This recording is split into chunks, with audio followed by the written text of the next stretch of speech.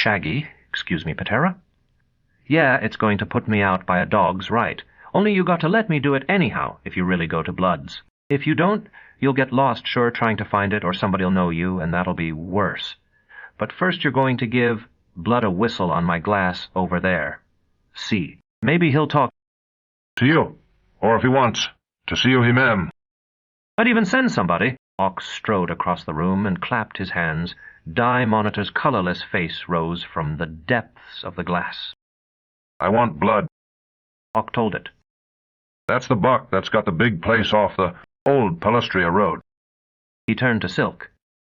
Come over here, Patera. You stand in front of it. I don't want M to see me. Silk did as he was told. He had talked through glasses before. There had been one in the prelate's chambers at the Scala, though not often. Now he discovered that his mouth was dry. He licked his lips. Blood is not available, sir, the monitor told him imperturbably. Would someone else do? Perhaps, Silk said, recalling the name Ock had mentioned. It will be a few minutes, I fear, sir. I'll wait for him, Silk said. The glass faded to an opalescent grey. You want to sit, Patera? Ock was pushing a chair against the backs of his calves. Silk sat down, murmuring his thanks. I don't think that was too smart, asking for Musk. Maybe you know what you're doing.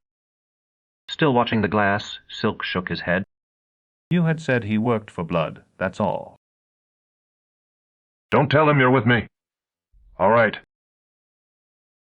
I won't. Ock did not speak again, and the silence wrapped itself about them.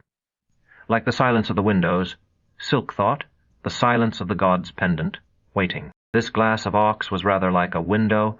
All glasses were, although they were so much smaller. Like the windows, glasses were miraculous creations of the short Sundays, after all. What was it Mater Marble had said about them? Mater herself, the countless quiescent soldiers that the outsider had revealed, and in fact all similar persons, all chems of whatever kind, were directly or otherwise marvels of the inconceivably inspired short Sunwhorl, and, in time, soon perhaps, would be gone.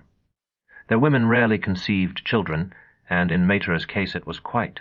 Silk shook his shoulders, reminding himself severely that in all likelihood Mater Marble would long outlive him, that he might be dead before shade-up, unless he chose to ignore the outsider's instructions. The monitor reappeared. Would you like me to provide a few suggestions while you're waiting, sir? No, thank you. I might straighten your nose just a trifle, sir, and do something regarding a coiffure. You would find that of interest, I believe. No? Silk said again, and added, as much to himself as to the monitor. I must think. Swiftly the monitor's grey face darkened. The entire glass seemed to fall away. Black, oily-looking hair curled above flashing eyes from which Silk tore his own in horror. As a swimmer bursts from a wave and discovers himself staring at an object, he has not chosen, at the summer sun, perhaps, or a cloud, or the top of a tree. Silk found that he was looking at Musk's mouth, lips as feverishly red and fully as delicate as any girl's. To damp his fear, he told himself that he was waiting for Musk to speak, and when Musk did not, he forced himself to speak instead. My name is Patera Silk, my son. His chin was trembling. Before he spoke again, he clenched his teeth.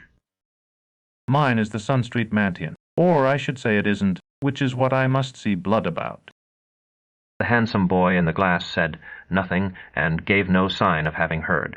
In order that he might not be snared by that bright and savage stare again, Silk inventoried the room in which Musk stood. He could glimpse a tapestry and a painting, a table covered with bottles, and two alabo, rately inlaid chairs with padded crimson backs and con-toned legs. Blood has purchased our Mantian. He found himself explaining to one of the chairs. By that I mean he's paid the taxes, I suppose, and they have turned the deed over to him. It will be very hard on the children, on all of us to be sure, but particularly on the children, unless some other arrangement can be made. I have several suggestions to offer, and I'd like— A trooper in silvered conflict armor had appeared at the edge of the glass. As he spoke to Musk, Silk realized with a slight shock that Musk hardly reached the trooper's shoulder. A new bunch at the gate, the trooper said. Hurriedly, Silk began. I'm certain for your sake, or for Blood's, I mean, that an accommodation of some sort is still possible. A god you suppose. The handsome boy in the glass laughed and snapped his fingers, and Dye glass went dark. Chapter, it had been late already when they had left the city. Beyond Dye black streak of the shade, the skylands had been as clear and as bright as silk. Who normally retired early and rose at shade-up, had ever seen them, he stared at them as he rode, his thoughts drowned in wonder. Here were nameless mountains filling in violet valleys to the rim with their vast black shadows. Here were savanna and steppe, and a coastal plain ringing a lake that he judged must certainly be larger than Lake Limna, all these doming the gloomy sky of night while they themselves were bathed in sunlight. As they had walked the dirty and dangerous streets of the Orilla, Ock had remarked, "There's strange things happen, Patera. I don't suppose you know it, but that's the lily word anyhow." I do know, Silk had assured him. I shrive, don't forget, so I hear about them. Or at least I've heard a few very strange stories that I can't relate. You must have seen the things as they occur. And that must be stranger still. What I was going to say, Ock had continued, was that I never heard about any that was any stranger than this, what you're going to do, or try to do, or seen anything stranger either, Silk had sighed. May I speak as an augur, Ock? I realize that a great many people are offended by that, and our gracious Phaia knows I don't want to offend you. But this once may I speak? If you're going to say something you wouldn't want anybody to hear, why I wouldn't. Quite the contrary, Silk had declared, perhaps a bit too fervently. It's something that I wish I could tell the whole city. Keep your voice down, Patera, or you will. I told you a god had spoken to me. Do you remember that? Ock had nodded. I've been thinking about it as we walked along. To tell the truth, it's not easy to think about anything else. Before I spoke to that unfortunate Musk, before I spoke to him, for example, I ought to have been thinking over everything that I wanted to say to him, but I wasn't, or not very much. Mostly I was thinking about the outsider, not so much what he had said to me as what it had been like to have him speaking to me at all, and how it had felt. You did find Patera. Ock had, to Silk's surprise, laid a hand on his shoulder. You did all right. I don't agree, though I won't argue with you now. What I wanted to say was that there is really nothing strange at all about what I'm doing or about your helping me to do it. Does the sun ever go out, Ock? Does it ever wink out as you, or I might snuff out, a lamp?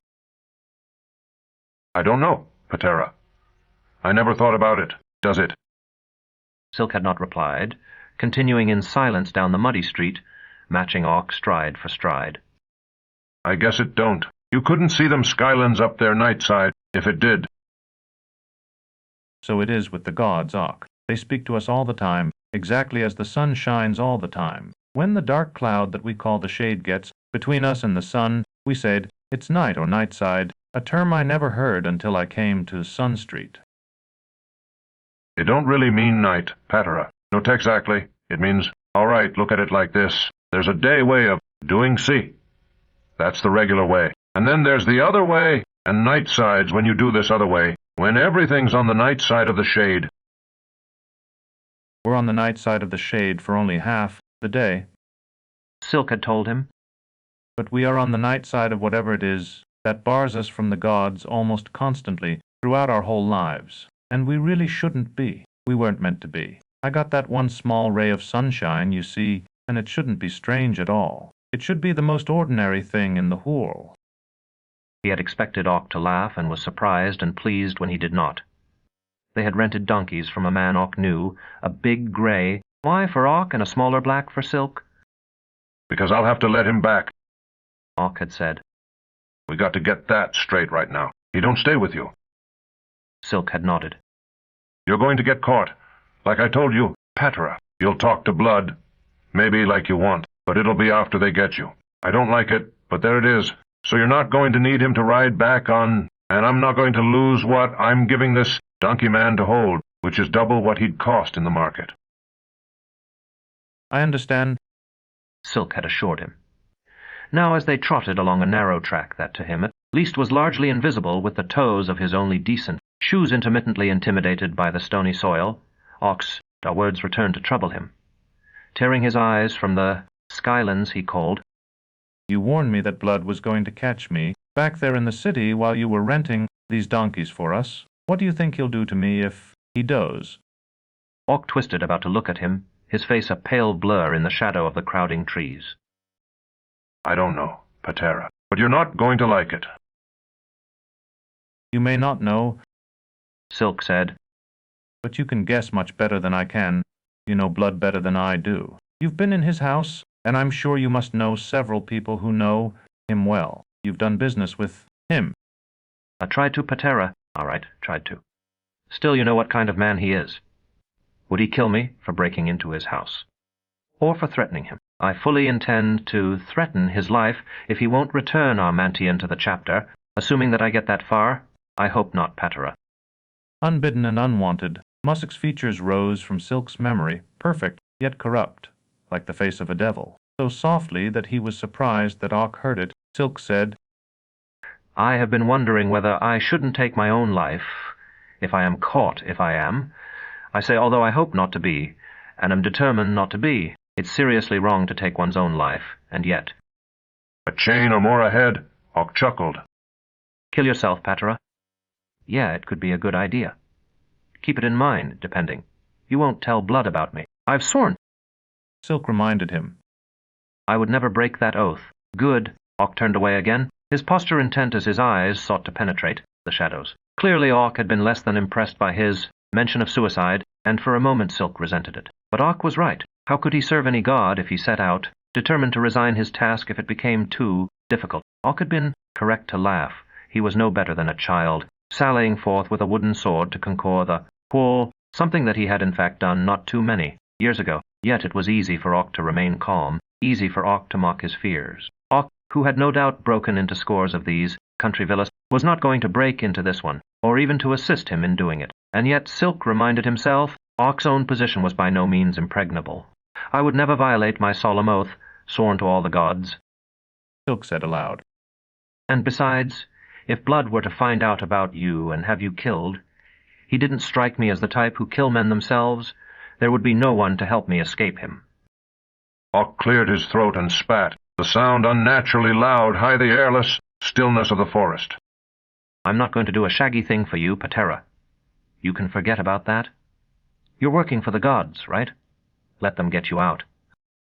Almost whispering, because he was saddened by the knowledge, Silk said, Yes, you will. I'll sneeze it, because you could never be certain that I wouldn't tell, eventually. I won't, but you don't trust me. Or at least not that much. Hawk snorted. And since you're a better man than you pretend to be, the knowledge that not I particularly, perhaps, but an augur who had been a companion of sorts, if only for this one night, required your help would devour you, even if you denied it 100 times or more, as you very probably would. Thus you'll help me if you can. Hawk, eventually and possibly quite quickly. I know you will. And because you will, it will go much better for me if Blood doesn't know about you. I'd crawl a long way in for a while, maybe, but that's all.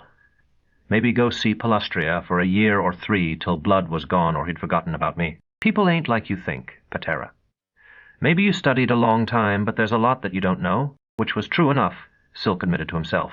For whatever inscrutable reasons, the gods thrust Bios into the whole knowing nothing of it, and if they waited until they were so wise as to make no mistakes before they acted, they waited forever. With sudden poignancy Silk wished that he might indeed wait forever, as some men did, and yet he felt certain that he was right about, and Hawk wrong about himself.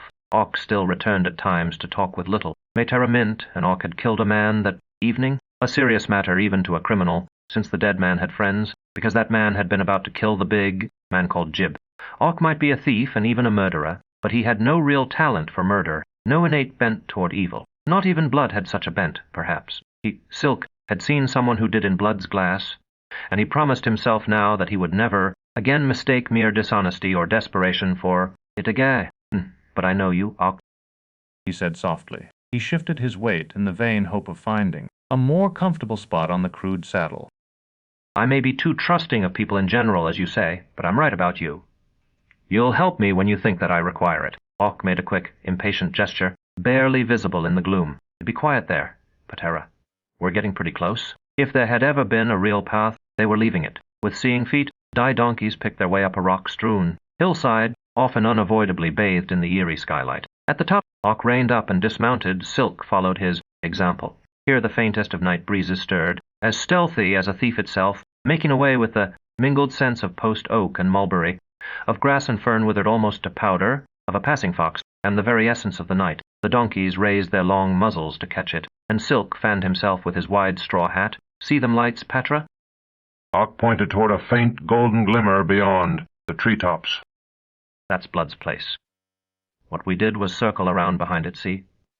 That's what we've been doing ever since we got off the main road. On the other side, there's a big gate of steel bars and a grass way for floaters that goes up to the front. Can you see that black line, kind of wavy, between us and the house? Silk squinted and stared, but could not. That's a stone wall about as high as that little tree down there. It's got big spikes on top, which I'd say is mostly for show. Could be if you threw your rope up there and caught one, you could climb up the wall. I don't know that anybody's ever tried it. Only Blood's got protection, understand. Guards and a big talus that... I know about for sure. I don't know what else. You ever done anything like this before? I didn't think so. All right. Here's all that's going to happen, probably. You're going to try to get over that wall with your rope or whatever, only you're not going to make it. Along about shade-up, you're going to start hiking back to the city, feeling worse than shit in the street, and thinking that I'm going to laugh myself sick at you. Only I'm not. I'm going to sacrifice, 'cause you came back alive. Understand? A black ram to Ritaros, see. A good big one at your manti in the day after tomorrow. You got my word on that. Ock paused for breath. And after my sacrifice is over, I'm going to make you swear you'll never try anything this stupid ever again. You think you can make Blood swear to give back your mant iron, which you can't, and you think he'll stick with whatever he swore to afterward, which he wouldn't, not for every god in mainframe. But I can make you swear, Patera, and I'm going to see if I don't, and I know you'll stick. You're the kind that does. Silk said gratefully. This is really very good of you, Ock. I don't deserve it. If I was really good, I wouldn't have hired us, these donkeys, Patera. I'd have hiked out here with you and let you tire yourself. That way you'd come hack that much quicker. Troubled, Ock paused, running his fingers through his hair. Only if you do get inside, it'd be all queer if you was tired. You don't work when you're fagged out, not in my trade. Only when you're cold up and full of jump. Only I've done 100 or more, and I wouldn't try to solve this one for 1,000 gold boys. Goodbye, Patera. Fee a smile on you. Wait a moment. Silk took him by the sleeve. Haven't you been inside that house? You said you had. A couple of times on business, Patera. I don't know anything much about it. You said you had. A couple of times on business, Patera. I don't know anything much about it. You said that I was certain to be caught, and I'll concede that you may very well be correct. Nevertheless, I don't intend to be caught, and if I am, I will have failed the outsider, the god who has sent me, just as I will have failed him if I don't make the... The attempt tonight? Can't you see that? Haven't you ever been caught yourself, Ock? You must have been. Ock nodded reluctantly. Once, Patara, when I was just a sprat, he winnowed me out by Fea's so. I thought he was going to kill me, and when he was through, he kicked me out into the street. That was right in our quarter. Till show you the house sometime. He tried to pull free, but Silk retained his grip on his sleeve. How were you caught, Ock? What was it that you did wrong? Tell me, please, so I won't make the same mistake.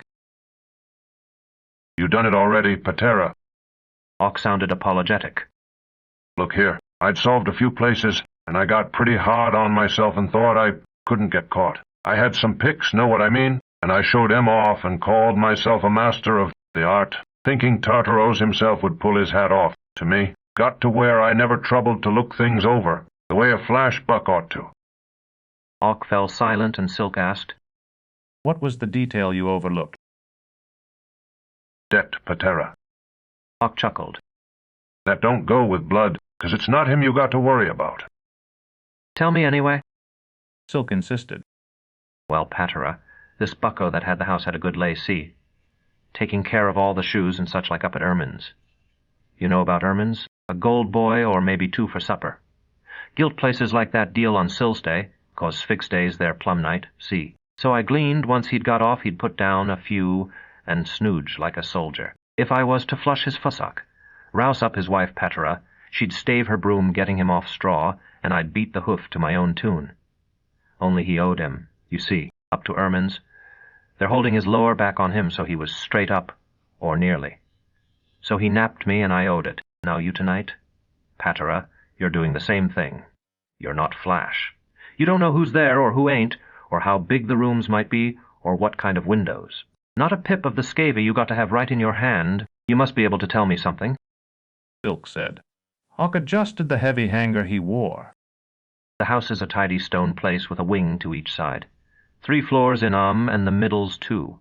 When you come in the front like T did, there's a big front room, and that's the farthest I got. Him Thai told me about floors says there's a capital cellar, and another underneath. There's guards. You saw one of that quality in my glass. And there's a tall ass begging your pardon, Patera, like what I told you already. Have you any idea where blood sleeps? Hawk shook his head, the motion scarcely visible. But he don't sleep a hour, Nightside. The Flash never do, see. His business 11 keep him out of bed till shady up. Sensing Silk's incomprehension, Hawk elaborated. People coming to talk to him like I did, or the ones that work for him with their hats off so he can tell where they come from and where they're going, Patera. I see. Hawk took the reins of the smaller donkey and mounted his own. You got 4, maybe 5 hours to shady up. Then you got to get back. I wouldn't be too close to that wall then if I was you, Patera. There might come a guard walking die top. I've known to do that. All right, Silk. Reflecting that he had some ground to cover before he was near the wall at all, thank you again. I won't betray you, whatever you may think, and I won't get caught if I can help it. As he watched Hawk ride away, Silk wondered what he had really been like as a schoolboy, and what Mater Mint had found to say to that much younger Hawk that had left so deep an impression. For Hawk believed, despite his hard looks and thieves' cant, and, unlike many superficially better men, his faith was more than superstition. Scylla's smiling picture on the wall of that dismal, barren room had not come to its place by accident. Its presence there had revealed more to Silk than Hawk's glass deep within his being. Hawk's spirit knelt in adoration. Inspired by the thought, Silk knelt himself, though the sharp flints of the hilltop gouged his knees. The outsider had warned him that he would receive no aid. Still, it was licit, surely, to ask help of other gods, and dark Tartaros was the patron of all who acted outside the law. A black lamb to you alone, kindly Tartaros, as quickly as I can afford another.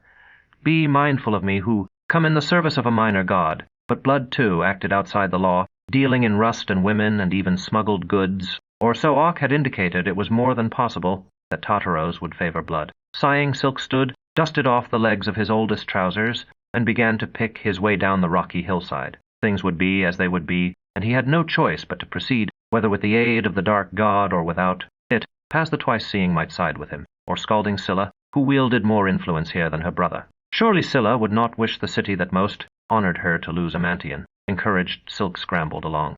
The faint golden lights of Blood's house soon vanished behind the tree-tops, and the breeze with them. Below the hill the air lay hot and close again, stale and overripe with a summer protracted beyond reason, or perhaps not, as Silk groped among close-set trunks, with leaves crackling and twigs popping beneath his feet. He reflected that if the year had been a more normal one, this forest might now lie deep in snow, and what he was doing would be next to impossible. Could it be that this parched, overheated, and seemingly immutable season had in actuality been prolonged for his benefit?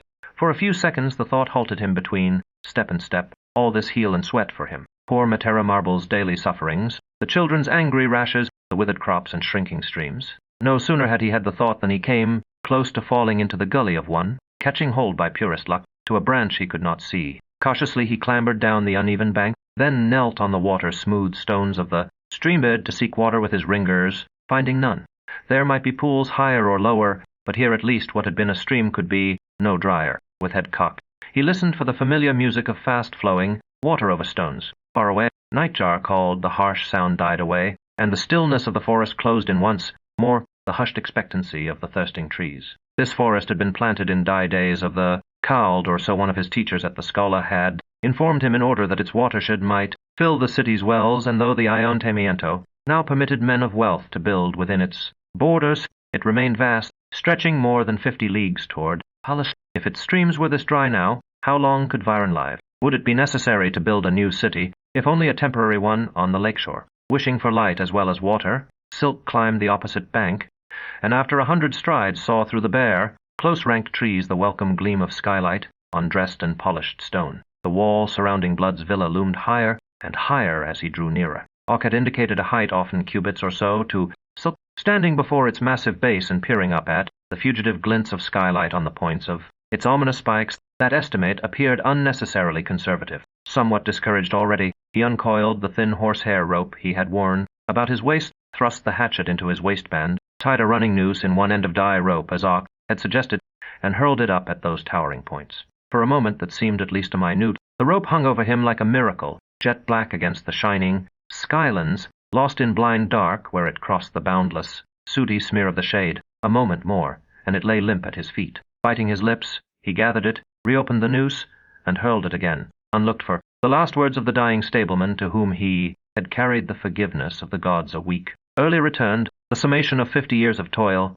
I tried, Patera, I tried. Witty them, the broiling heat of the 4-flight bedroom, the torn and faded horsecloths on dye bed, the earthenware jug of water, and the hard end of bread that some man of substance had no doubt intended for his mount, that the stableman could no longer chew. Another throw, the ragged, amateurish sketch of the wife who had left when Dye stableman could no longer feed her and her children. One last throw, and then he would return to the old manse on Sun Street, where he belonged, and go to bed, forgetting this absurd scheme of rescue with the brown lice that had crept across dye-faded blue. Horsecloths, a fino. I tried, Patera, I tried.